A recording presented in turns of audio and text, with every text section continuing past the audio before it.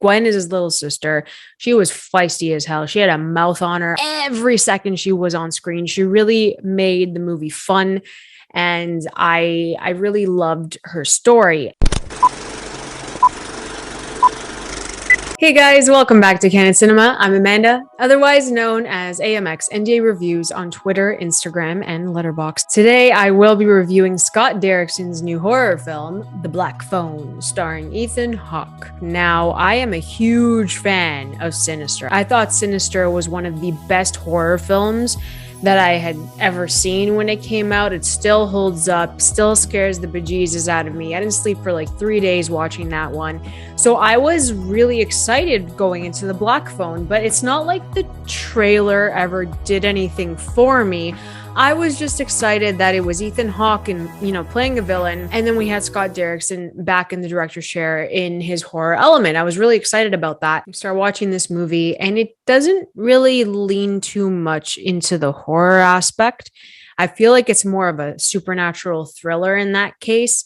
And it's because of Joe Hill's book. It's his story. And I think that the trailer did a good job in picking out the good parts of this movie.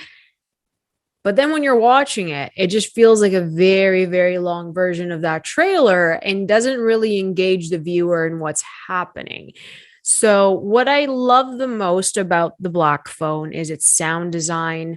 There's some pretty brutal punches that come with it. The score is really good. So whenever people are fighting or getting brutally beaten up, all of that just sounds crispy. And that's one of my favorite things, as I've said, even in the Batman, that's you just hear everything connect and it looks pretty brutal. So we get that in the first half. So in the first half of this film, we are introduced to a brother and sister, Finney and Gwen, played by Mason Thames and Madeline McGraw. So the two of them together, they complement each other quite well. Gwen is his little sister. She was feisty as hell. She had a mouth on her every second she was on screen. She really made the movie fun. And I really loved her story. I just wish we got a bit more of it because Gwen ties into the supernatural elements of this film more so than Finney. I thought Mason Thames did a great job. He was more timid, reserved, kind of internalized everything going on around him because they've had to deal with their alcoholic father and their dad's not really the best person to be around. So that sets the tone at the beginning of this film. Obviously, Finney gets bullied and Gwen's there to kind of save him and all of that. So there's more of 3 trials at the beginning of this to kind of show who Finney is as a person, to show who Gwen is as a person, and kind of the repetition of what these kids go through at school every single week, which I thought worked at the beginning of this. And then we see that with other disappearances from little kids, we see that Gwen has these kind of premonitions, these things that come true with her dreams. So she'll dream about a kid and a place and a person, as they have identified as the grabber, who was played by Ethan Hawke in this movie. So there's a lot of repetition, not that scary at the beginning of this film, but it sets the tone for these characters and the character relationships and how important Gwen is to the storyline. So of course, the grabber ends up grabbing Finney, and then Finney's locked up in this room in this basement. And from then on, it kind of unfolded in a very boring way, very uninteresting. And for me, if you watch Sinister and then watch The Black Phone, it doesn't feel like Derrickson kind of. It doesn't. I think it just comes down to the screenplay. It wasn't as engaging as I would have wanted, because right after he picks up the receiver once of, the Black Phone in the room, and he hears someone on the other side, that's when it felt like it was just so long, because every single person that comes on that phone, and they did it in 5s instead of 3s. And I think that's why it felt so long, because I think if they just used 3 kids calling and then 3 times that they would help him try to escape the room, try to escape the grabber, I think it would have worked a bit more, made it a bit cleaner. Because doing the full 5 and then hearing all of these names, and they're not even names of the kids that were abducted within the first half of this film, that's just, it's a bit much for me. And I understand what they were trying to do. it just felt like it dragged in the second half. And there was so much potential with the story they were trying to tell. There was a lot of backstory that I wish that they gave to the grabber, because Ethan Hawke is like phenomenal in the moments that he did have. And I just feel like they underused him. He was great, don't get me wrong, but the focus obviously is more on the kids. And I love that for Finney. For like Mason Thames, I think he did an exceptional job. The kids really carried this movie on their backs. But I think that Ethan Hawke was underused. That's the only thing that I didn't like about this. And there were jump scares, but at that point, I felt so removed from this film because it just didn't reel me in. I wasn't scared. I didn't even like notice that there was a jump scare. Like, that's how uninterested I was in what was happening.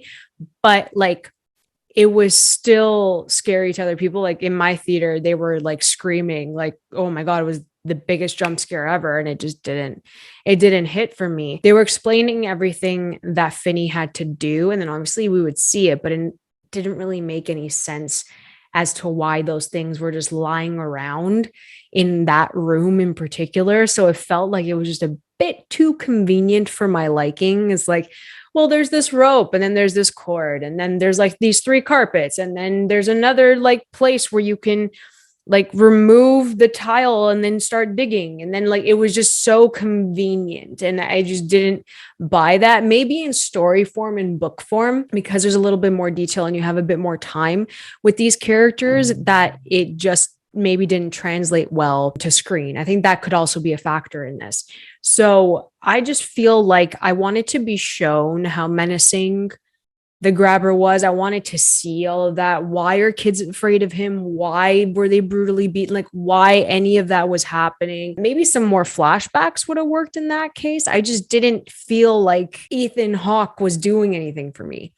I wasn't scared of Ethan Hawke. I was laughing at him majority of the time with the way he was acting, because he was great, don't get me wrong, but I was still waiting for like a snap to happen, or him to actually hurt him, or like to do something. Like, it wasn't menacing enough for me. And I think that if I would have seen something like more violent, then it would have worked. Not that I want to see that. I'm just saying, in context of this film and what they're presenting of being like a child abductor, like, I think that they didn't really sell the point that he's that terrifying. And then obviously at the end, and what happens, I don't think that it's not really warranted either, because he didn't really do anything to him. Like, he gave him food. He didn't touch him. Like, it just, I don't know. All he did was kind of like gas him, or like chloroform, whatever he sprayed in his mouth like twice.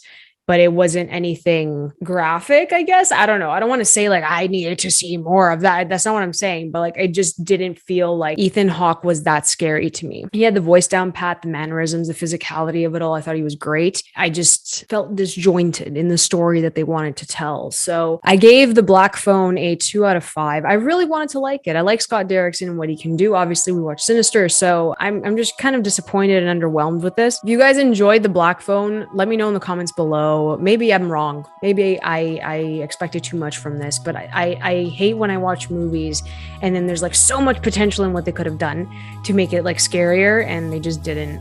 They didn't do it. So if you guys enjoyed this video, please like and subscribe. You can always follow me over at AMX NDA Reviews on Twitter, Instagram, and Letterboxd. I'll catch you guys next time. Keep watching movies.